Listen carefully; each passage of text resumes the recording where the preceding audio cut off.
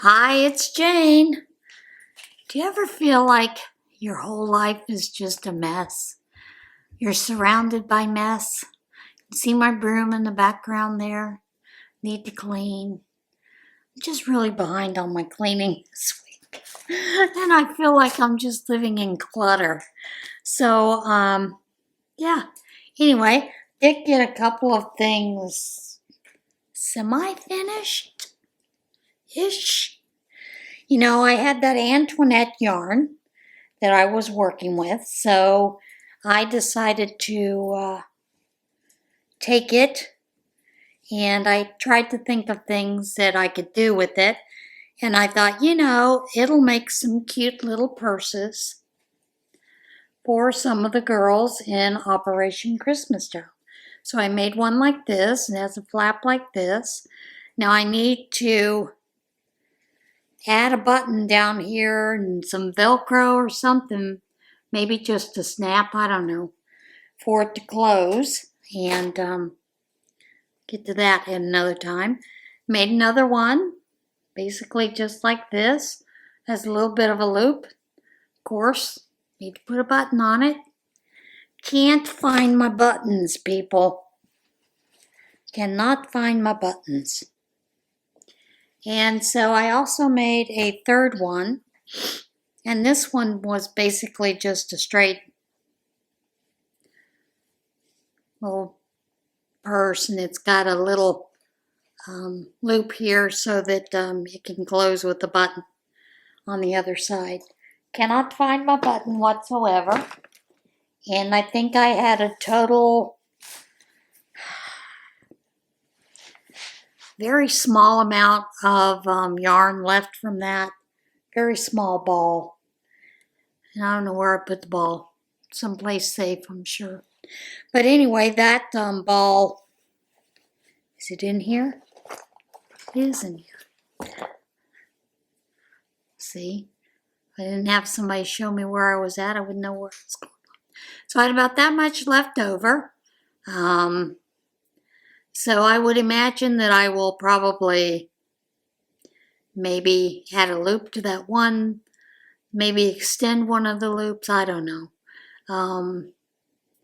But if all else fails, this will go into stuffing. You know, stuffing an amigurumi or something like that. Mainly because that yarn is like Hellspun. You cannot really see the stitches. You have to feel for the stitches. And I just don't see a whole lot of projects being made out of that. That was the Antoinette by, it's either Yarn Bee or it's one of the Hobby Lobby ones. And I had 4 skeins, and that's all I had left out of the 4 skeins. Thank goodness. So that is taken care of out of that tote. The next 2 yarns I'm going to work with are these 2 skeins of Soft and Sleek in the color Neon Stripe. I don't know what I'm going to make with this. I'm going to decide at a later point, but I will be making something, most likely hats, I don't know. But, yeah. Now, let's get to this. You know, I have these 4 plus almost a full cake of this in the Freelance by Big Twist in that color brown, rust, gold, dusty blue multi. So, that is something that you voted on for me to make a garment. And at first I was going to use the Marguerite stitch. However, I have decided that I'm going to make a willow, the crocheted willow square, and I will be making a garment out of those squares. I am hoping, let's see, the garment is normally made out of 12 squares. So I'm hoping I'll be able to get 12 full squares out of these 5 for the size that I need to make the garment. I was going to make a vest. I may still make it a vest. Haven't decided for sure. But I do have a better idea what I am going to make. I'm starting that this afternoon. Now, the only other thing that I had worked on was the crocheted shawl that I was commissioned to make. And I'll let you see where I'm at on this part. And I am at this point in this poncho. I said shawl, poncho. So I still have a little ways to go for that to be finished. But I got to thinking, someone had asked me about pricing when you make a poncho for someone. How would you price? And, you know, a lot of people will go take the cost of the yarn, multiply that by 3, plus a certain amount of time for making it. But I thought, how long does it take to make this poncho? So what I'm doing is writing down how much time I spent when I stopped to crochet on this poncho. So far, this is 2 hours and 5 minutes into this into this poncho. I don't know why I keep calling it a shawl.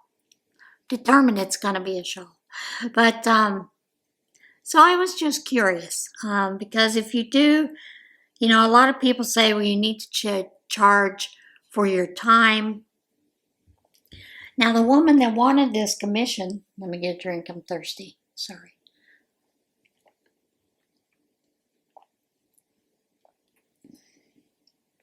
She bought the yarn, so I can't use that 3 times the amount of the yarn. Well, I could if I want to. But would that be fair for the amount of time I've spent crocheting this poncho? I don't think so. A lot of people tell you you should do minimum wage times the hours. I don't think that that's feasible for this poncho. I don't think someone would be willing to pay that price. Just because I kind of in my head guesstimated how long it will take to actually crochet this poncho, because each row is going to take significantly longer because you're adding stitches to it. So I don't know, we'll see. Need to pause you, the battery's about to die. Anyway, so I'm going to do something with that a little bit differently. And that's kind of all that I've really worked on this week. The only other thing, like I said, with the poncho, I'm just curious how long it's going to take me to make this poncho full size, the way that she wants it, and be able to finish it. And never really looked at that because I don't normally do those kind of things. I don't normally do a made ponchos to sell to folks, just because I don't think it's worth it time-wise. Who knows? Maybe it is, maybe it isn't. But anyway, that is what I am doing right now, because I wanted to see how long it actually takes to make that. Other things, I really don't care how long they take. I do know I have a set formula for someone who's asked me to make bed size, you know, crocheted blankets for their loved ones. I've quoted them prices, and I had someone tell me that's a ridiculous amount to charge. I said yes, however, it takes approximately this many hours to make that. You chose the pattern, so I have looked at it and determined that's how long it's going to take to make it. And, you know, a lot of people get paid by the hour. I'm not charging $7 an hour. I was charging you $3 an hour, which is well below minimum wage. So take it or leave it. Doesn't matter to me. You're the one that wanted it. So, yeah, that's where I'm at right now. Okay. So, I will bring the tote back out again next week for us to look at some of the different other yarns to kind of determine, if I should look at something else, be planning on something else. I think I talked to you Friday. Maybe it was yesterday. Where I told you about the project, a WIP project book, calendar, planning book.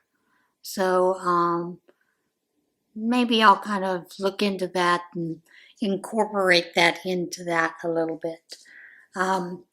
Most of the bags are down off of the shop as of yesterday afternoon. I think there are one or two that are left up there just because I don't think that they're looking at some of the things that OCC, Operation Christmas Child wants. Some of them I'm like, I don't know if that would go over in another country. But for the most part, those are all taken down. They're all removed, so to speak.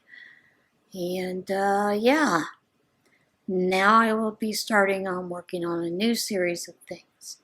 Not only the bags, bread bags, maybe some casserole covers. Who knows? I do know that I want to do some small purses, clutches, maybe some things like that. I don't know. We'll see. All right. Are you ready for a little what in Tarnation? 2 lynx cats spotted loose in Scotland after 2 others captured. Police in Scotland said 2 lynx cats have been spotted on the loose in an area where 2 other felines of species were rounded up one day earlier. Authorities captured the 2 Eurasian lynx in the Cairngorms National Park near Kingussie on Thursday, and investigators said they suspect the animals were illegally set free intentionally. The lynx were turned over to the Royal Zoological Society of Scotland's Highland Wildlife Park for care. Police Scotland said 2 more lynx were spotted in the area Friday morning. Members of the public are asked not to approach the animals for their own safety and for the safety of the lynx. Officers are working with specially trained personnel to capture them safely and humanely. Eurasian lynx, the largest species of lynx, were once native to Scotland, but died out 500 to 1,000 years ago. They are still found elsewhere in Europe, Asia, and Russia. An investigation into the origins of the Scotland lynx is ongoing.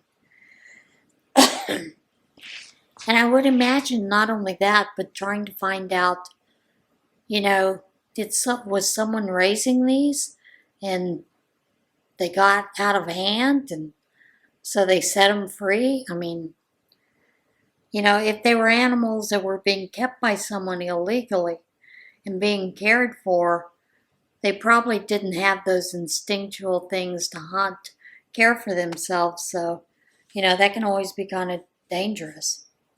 Struggling raccoon rescued from backyard pool in Houston.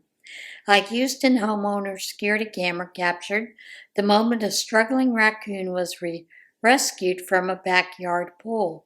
The video, shared by Houston City Council member Mary Nan Huffman, shows a family of raccoons approaching a pool behind a Houston home. One of the animals falls into the water, and the other raccoons attempt to help, but are unable to reach their struggling cohort. The homeowner then emerges from the house and uses a net to pluck the raccoon out of the water and place it back on the deck, where it runs off to rejoin its family. Now, I also saw one where there was a cowboy pulling a raccoon that had got stuck behind a wall or something like that. When he pulled it up, it was one of the biggest raccoons ever. That one was amazing. All right, have you ever taken a wrong turn? Landed somewhere where you shouldn't be? This car did. Wrong turn strands car on ski slope at Colorado Resort. Police in Colorado responded to a ski resort to remove an unusual hazard from the slopes, a car that took a wrong turn. The Summit County Sheriff's Office posted photos to social media showing the car that was found parked on the School Marm ski run at the Keystone Resort. Sheriff's Office said it was not our everyday illegal parking call. Deputies found a note stuck to the car's window explaining the driver took a wrong turn while following a GPS route and ended up stuck on the slope. Tow truck was able to remove the car from the slope and the vehicle was returned to its owner. That had to have been a scary thing, don't you think? Now, how many times do we follow what the GPS tells us? Completely blindly, we follow it. Didn't find those kind of accidents when you used actual maps. So I do find that funny.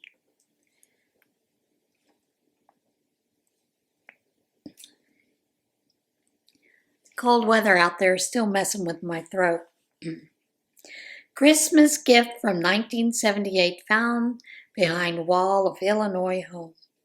Christmas came about 46 years late for an Illinois man who was performing renovations at his childhood home when he found a present that had fallen behind a wall in 1978. Tim King, 53, owner of T. King Construction Services in Lombard, said he was renovating the bathroom at his parents' house when he found something inside the wall. Took out a medicine cabinet before we drywalled, and I thought, I better just look in there to make sure nothing's back there. And there it was. King discovered a wrapped Christmas gift that had been intended for him to open on Christmas in 1978. He said his parents used to hide gifts in the home's attic. This one must have fallen into a crawl space without anyone noticing. King opened the gift in front of his parents, revealing a set of now vintage Matchbox toy airplanes that his mother had no memory of buying.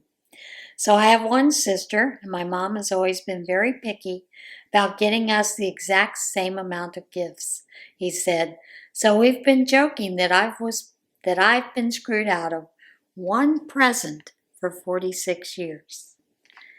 How many times as parents do we do that? Now our last story comes to show us that it's never too late to be young at heart. And this is a great video to watch. Video of 80-year-old West Virginian sledding goes viral. Everett Wolf, age 80, didn't let his age stop him from enjoying a snow day after north central West Virginia got its first major snow of the season. A video showing Wolf on his classic runner sled flying down a hilly road on his belly was viewed more than 2 million times, and I'm sure it's more than that, after 12 News shared it on its Facebook page Monday. In less than a day, the video received more than 80,000 likes and reactions, and thousands of comments commending Mr. Wolf's youthful spirit, joy, and strong core muscles. Many commenters said that Mr. Wolf, who was a school teacher in Marion County for many years, was their favorite teacher and had a major impact on their lives. Nothing like seeing your former teacher sledding down the streets of Mannington, one commenter said. Mr. Wolf is the best. Probably the only person in that town that remembers how to use a runner sled, another person remarked. And how many times do you see those out there? Nowadays we use those rather plastic ones. He's an amazing person who means a lot to so many of us, another one said.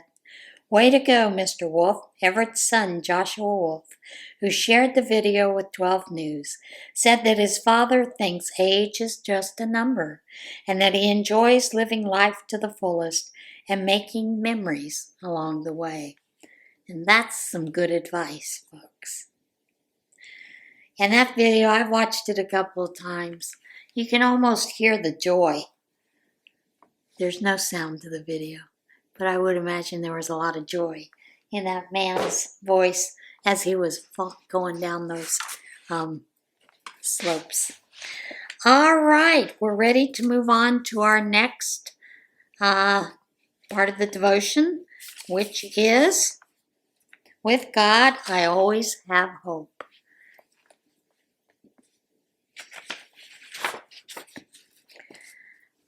God's persistent voice. The Lord came and stood there, calling as at other times, Samuel, Samuel. Then Samuel said, Speak, for your servant is listening. 1 Samuel 3:10. Have you ever compared hearing God's voice to a game of hide and seek, fearing that if you do not search hard enough, you will miss your chance to hear him? Know this, God is not hiding from you. He is pursuing you. When God first spoke to Samuel, the future prophet did not understand that God was speaking to him. Instead of considering Samuel a lost cause, God persistently called until the third time he spoke. Samuel finally understood who was speaking. God was not exasperated or dissuaded by Samuel's lack of understanding. Instead, out of his great love and purpose, God repeated himself to the young boy for whom he had great plans. The same is true for you as God's child. He does not roll his eyes when you lack understanding. Instead, he cherishes your desire to hear his voice. In a patience born of joy for his beloved child, he will speak to you persistently through his word, his people, and the Holy Spirit. You can seek his voice with the hope and assurance that God is not a God of confusion, but a God of clarity who longs to fill your ears with truth. Reflect.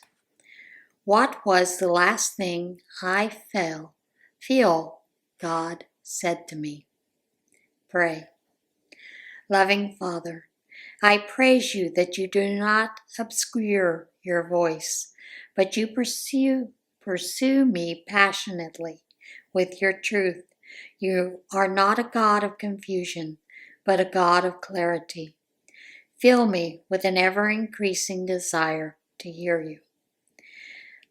Make your voice known to me through your word, your people, and the Holy Spirit. Declare, God speaks to me and I hear his voice. Act. As you go throughout your day, stop periodically and listen to what God is saying to you. And how many times do we go about our day not knowing whether it's God or not? And sometimes we just have to be still enough to listen and to hear and to know that it is God who is speaking to us. All right, that is it for today's video. Hope you guys have a great week, and I will see you again soon. In the meantime, work on your projects. Let's see what you're doing. Let us know what's going on.